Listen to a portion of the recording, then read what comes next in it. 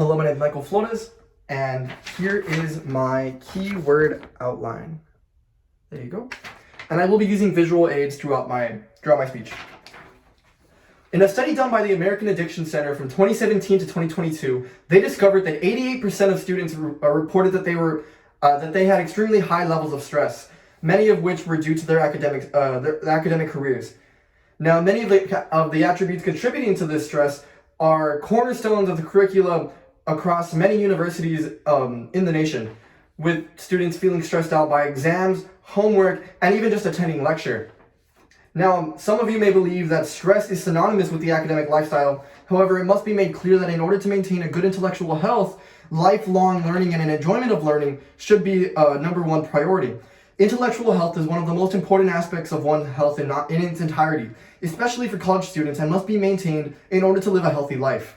In this speech, I intend to break down the dangers of ignoring one's intellectual health, the easy ways that one can maintain and improve their intellectual health, and how the benefits of having good intellectual health impact one's life.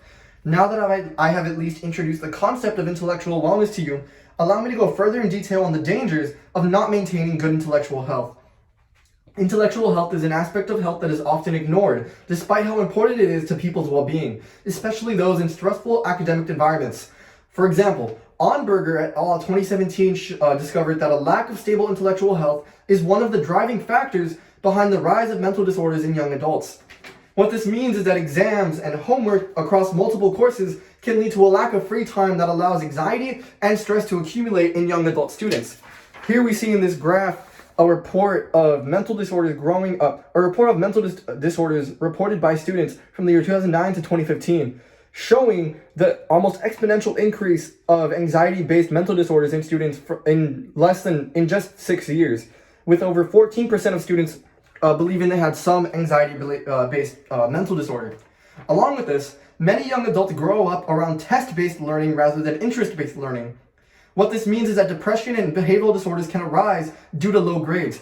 Many young adults who grow up with test-based learning base their entire individual value on how well they do on these tests, which can discourage lifelong learning and an interest in learning in the future, as many of these people no longer have the enjoyment of learning about their interests simply based on their trauma based on the test-based learning.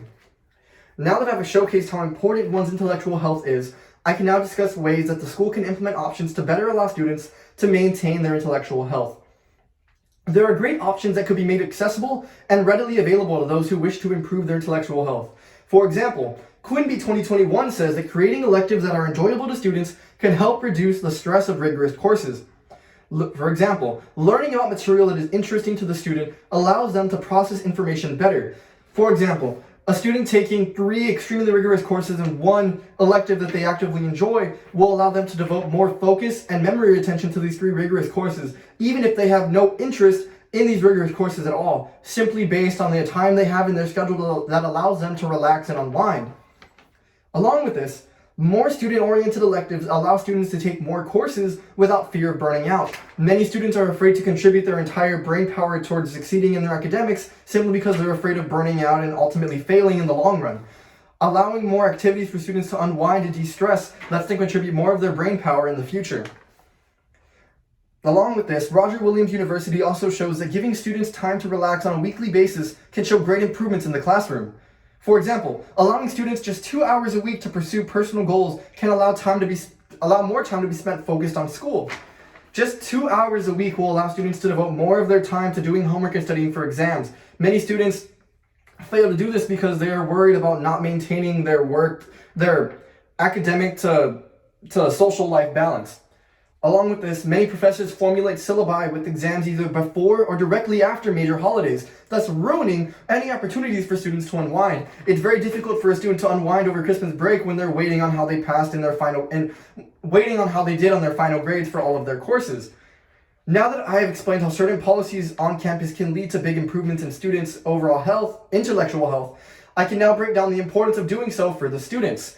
The advantages of improving one's intellectual health far outweigh any time or effort it may take, as the consequences of ignoring it could be dire. Harvard University Health Services shows that a good intellectual health allows students to grow in areas that are not impacted by academia. For example, lifelong learning can be achieved if the student believes that learning is something they enjoy.